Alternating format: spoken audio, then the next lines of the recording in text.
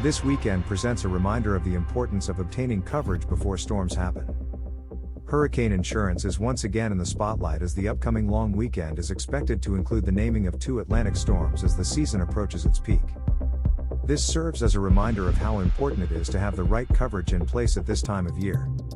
This season has seemed exceptionally quiet, without a named storm having occurred by the start of September. That said, it is far from over and officials are pointing out that sooner is always better when it comes to obtaining hurricane insurance. The reason is that the coverage won't typically include storms that have already been named. Policies must be in place before the naming of a storm in order to be covered. When one has taken place, then consumers start scrambling. "Oh, I should have looked at this, I should have talked to my agent." So, they do get a little more active after a storm has taken place, but again, that's usually too late, said Joanne Oni, the director of the Georgia Office of the Insurance and Safety Fire Commissioner. Hurricane insurance tends to be forgotten by homeowners until the season becomes active. Oni stated that it's important for homeowners to obtain the necessary hurricane insurance coverage and to understand its deductible, which is likely to be in the form of a percentage.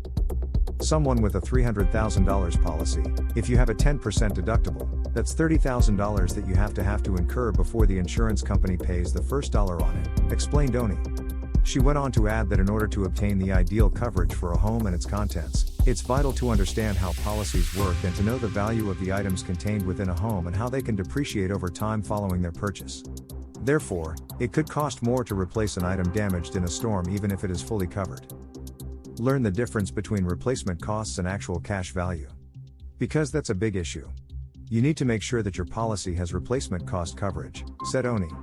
She also recommends obtaining additional flood coverage, even for homeowners not residing in a flood zone. Thank you for following LIN. Make sure to hit subscribe and sign up for our weekly newsletter today.